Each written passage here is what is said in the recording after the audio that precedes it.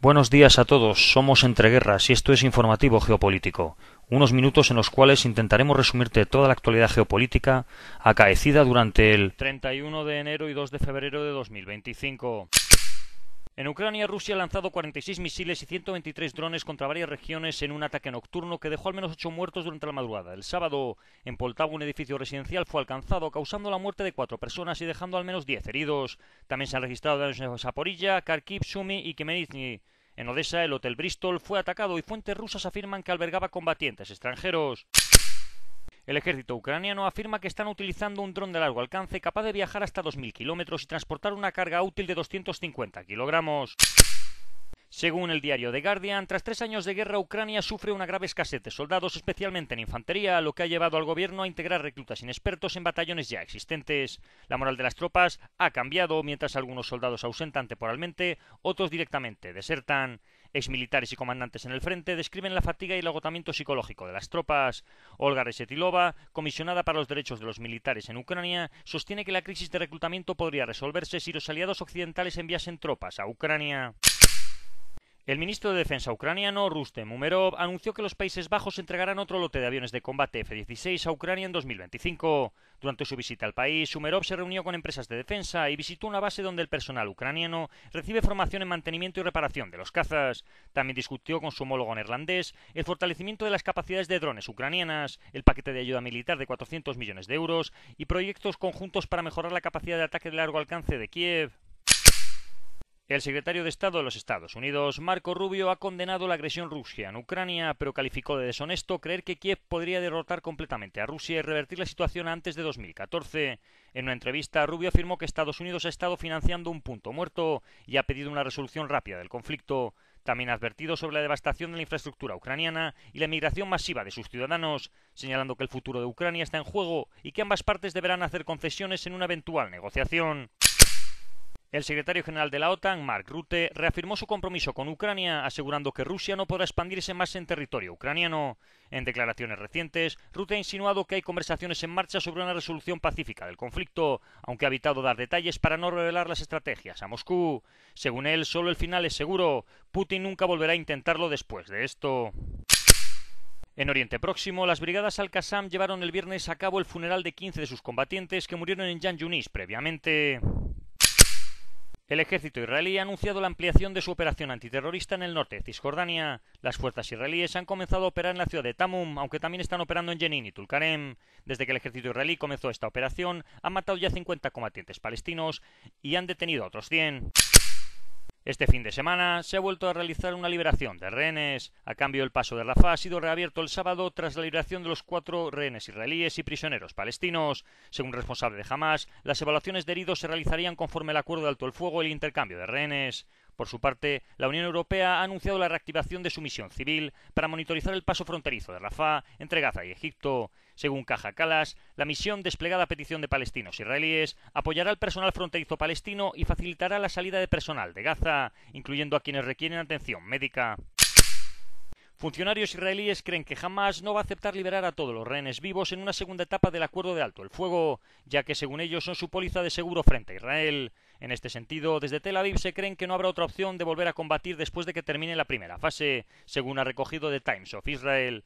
El primer ministro Benjamin Netanyahu ha realizado una evaluación de seguridad sobre posibles escenarios mientras continúa la primera fase sin problemas. Una delegación de Hamas ha anunciado que viajará a Moscú el lunes para realizar negociaciones en el Ministerio de Asuntos Exteriores ruso. Se desconoce el contenido de dichas conversaciones.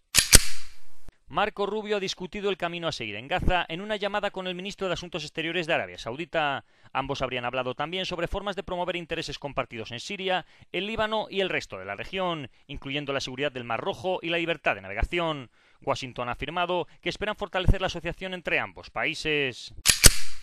Los ministros de Asuntos Exteriores de Egipto, Jordania, Arabia Saudita, Qatar, los Emiratos Árabes Unidos, la Autoridad Palestina y la Liga Árabe han reafirmado su oposición a cualquier traslado de palestinos de sus tierras, rechazando la propuesta de Donald Trump de que Egipto y Jordania reciban a los residentes de Gaza. En una declaración conjunta tras una reunión en El Cairo, advirtieron que tal medida amenazaría la estabilidad regional, prolongaría el conflicto y socavaría la paz. También han reiterado su compromiso con una solución de 2 estados.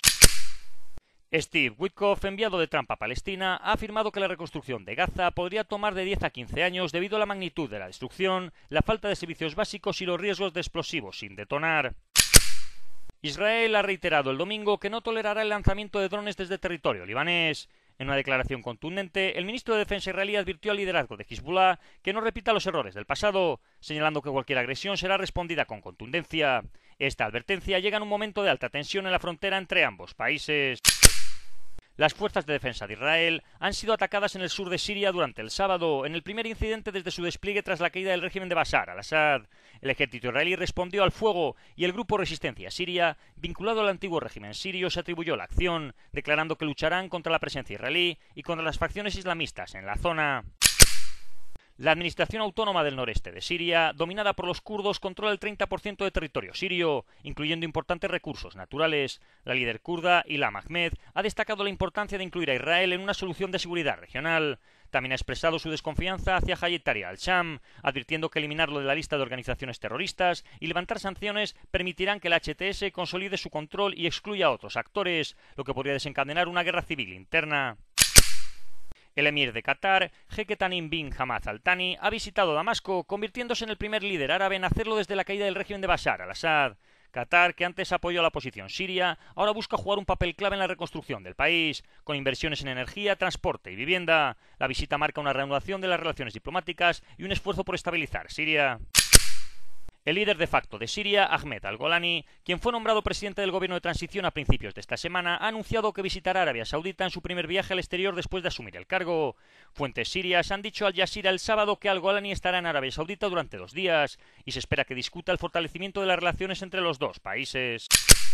La Guardia Revolucionaria Islámica de Irán ha presentado una instalación subterránea en el sur del país, donde almacena cientos de misiles de crucero con alcances de hasta 1000 kilómetros. Este tipo de infraestructura busca proteger las capacidades militares iraníes de posibles ataques y refuerza la estrategia de disuasión del país en medio de las crecientes tensiones regionales.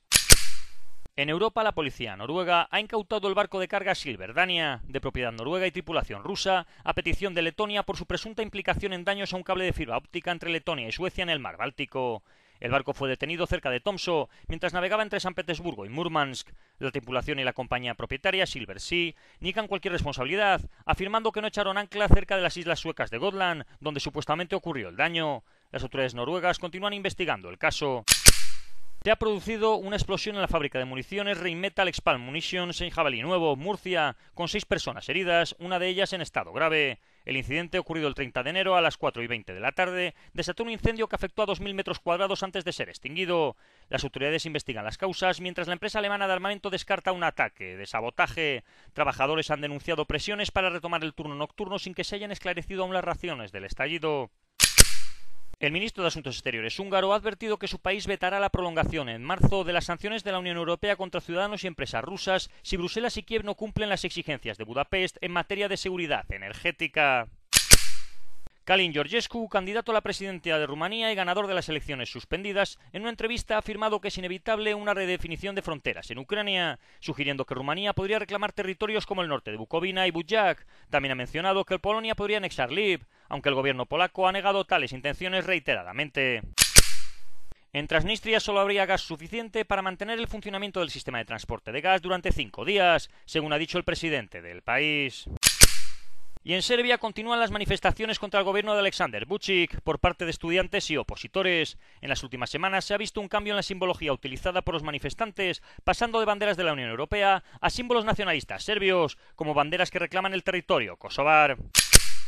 En Rusia, su presidente Vladimir Putin ha firmado un decreto que permite al fondo de inversión armenio Valuev Capital adquirir la filial rusa del banco estadounidense Goldman Sachs. La medida sigue a la congelación en 2023 de 36 millones de dólares de activos de Goldman Sachs en Rusia por una deuda pendiente con un banco ruso. En 2024, el Banco Central de Rusia revocó las licencias del corredor y distribuidor del banco. Valuev Capital, que previamente adquirió los activos rusos de Caterpillar, se consolida así como un comprador clave en empresas occidentales rusas. Moscú ha condenado el plan de Donald Trump de crear un sistema de defensa antimisiles estilo cúpula de hierro, advirtiendo que convertiría el espacio en un campo de confrontación militar. La portavoz del Ministerio de Asuntos Exteriores, María Zaharova, comparó el proyecto con la Guerra de las Galaxias de Ronald Reagan y aseguró que busca neutralizar la disuasión nuclear de Rusia y China, lo que aumentaría las tensiones globales. En el norte de América, la Casa Blanca ha impuesto aranceles del 25% a Canadá y a México, junto con un 10% a China, sin comentar si habría algún tipo de exención. La contestación no se ha hecho esperar. Desde Canadá se ha anunciado la imposición de aranceles del 25% sobre todos los productos estadounidenses por un valor total de 106.500 millones de dólares en respuesta a las medidas proteccionistas de Washington.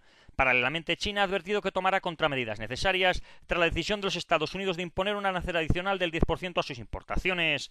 Pekín ha denunciado la medida como una violación de las normas del comercio internacional y ha asegurado que defenderá sus derechos e intereses legítimos. El presidente Donald Trump ha ordenado ataques aéreos contra el Estado Islámico en las montañas Golís, en el norte de Somalia, marcando la primera gran operación militar estadounidense en el extranjero bajo su mandato. Según el secretario de Defensa, Pete Hegseth, múltiples agentes del ISIS murieron en los ataques realizados por aviones F-18 desde el portaaviones USS Harry S. Truman en el Mar Rojo. Funcionarios estadounidenses han señalado que los ataques han tenido un impacto simbólico más que sustancial en la capacidad operativa del ISIS en la región. En nuestra querida Iberoamérica, el secretario de Estado de Estados Unidos, Marco Rubio, ha presentado un ultimátum al presidente panameño, José Raúl Mulino, exigiendo cambios inmediatos sobre la influencia china en el Canal de Panamá. Rubio advirtió que, de no haber modificaciones, Washington tomaría las medidas necesarias para proteger sus derechos bajo el tratado. En respuesta, Mulino anunció la ruptura inmediata de relaciones con el proyecto chino de la Ruta de la Seda y ha asegurado que su gobierno no renovará ningún acuerdo vinculado con esta iniciativa. La decisión marca un giro estratégico en la política exterior panameña y podría intensificar la rivalidad que existe entre Estados Unidos y China en Iberoamérica. En Nicaragua, Daniel Ortega y su esposa, Rosario Murillo, han asumido el control total del Estado tras la ratificación de una enmienda constitucional que eleva a Murillo al cargo de copresidenta. La reforma les otorga autoridad sobre todos los poderes del Estado, eliminando su independencia. La nueva Constitución también redefine a Nicaragua como un Estado revolucionario y socialista, incorporando la bandera del FSLN entre sus símbolos nacionales. La medida ha sido aprobada por la Asamblea Nacional, controlada por el partido gobernante. En el Cáucaso, la Unión Europea ha anunciado que se prorroga hasta 2027 la misión civil de vigilancia en la frontera entre Armenia y Azerbaiyán. Dicha misión solamente tiene unidades desplegadas en territorio armenio con la finalidad de monitorizar posibles violaciones del alto el fuego y colaborar a crear confianza entre ambas partes. En Pakistán, al menos 18 soldados paramilitares y 24 atacantes armados murieron en dos incidentes al suroeste del país, en medio de un aumento de la violencia sectaria y separatista en la región de Baluchistán. Un convoy del cuerpo fronterizo fue emboscado por entre 70 y 80 atacantes cerca de Mangochar, dejando 3 heridos graves. El Ejército de Liberación Baluche se atribuyó el ataque. En las operaciones de represalia, al menos 11 insurgentes fueron abatidos.